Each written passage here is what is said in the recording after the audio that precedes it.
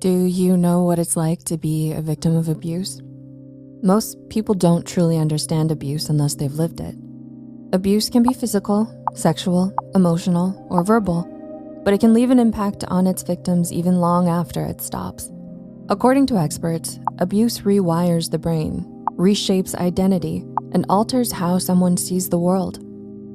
Maybe you've gone through abuse, and you're watching this for reassurance or to help others understand you. Sharing this video could help spread awareness. Or maybe you know someone, a friend, a student, a coworker who has been hurt by abuse. Even if you don't realize it, you've likely encountered a survivor. And regardless of whether you play a big role or small role in their life, your understanding can make a difference. If you want to truly support a survivor, here's what they wish you knew.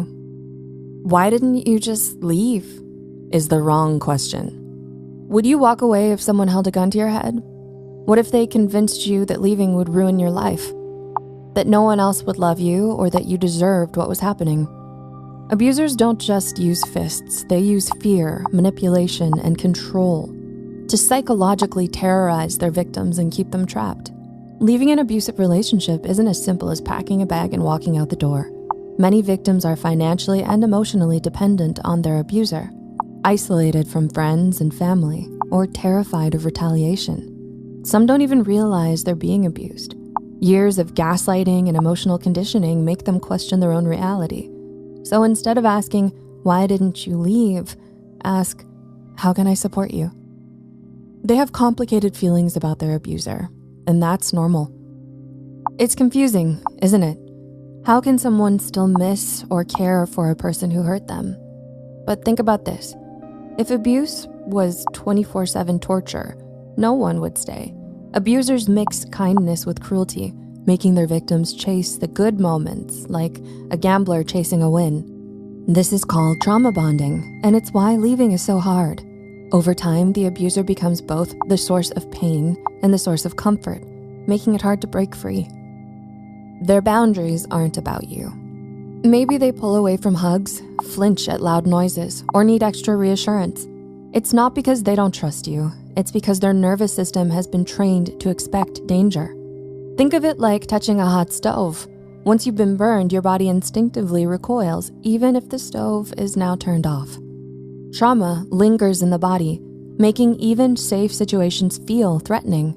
Their reactions aren't a reflection of how they feel about you, but a survival instinct wired deep into their brain.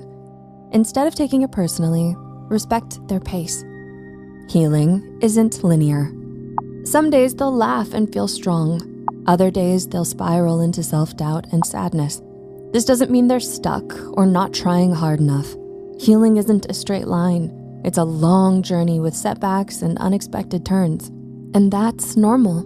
Emotional wounds heal at their own pace. Studies on post-traumatic growth show that resilience builds through cycles of struggle and recovery, not by forcing quick fixes. Just like a broken bone needs time to rebuild strength, emotional trauma requires patience, not pressure. They're more resilient than you think. Think of survivors like a tree that has weathered a violent storm. The wind may have stripped its leaves and broken some branches, but beneath the surface, its roots have dug deeper, making it even stronger. This is called post-traumatic growth, the phenomenon where individuals, despite immense suffering, develop newfound strength, deeper self-awareness, and a greater appreciation for life. Healing is an act of courage, requiring survivors to reprocess painful memories, unlearn deeply ingrained fears, and rebuild their sense of self from the ground up. So instead of pity, offer respect. Survivors aren't just defined by what they've endured, but by the courage it takes to keep going. Honor their resilience by recognizing their strength, not just their suffering. Abuse changes a person, but it doesn't define them. And while healing from it can be a struggle, your support, no matter how small, can be a lifeline. If this resonated with you, help break the silence. Like and share this video to spread awareness. Comment your insights down below, and let's create a community where survivors feel seen, heard, and supported. You can also watch other videos to learn more about this topic, like 7 toxic things not to say to an abuse victim, and what abuse does to your brain. Thanks so much for watching.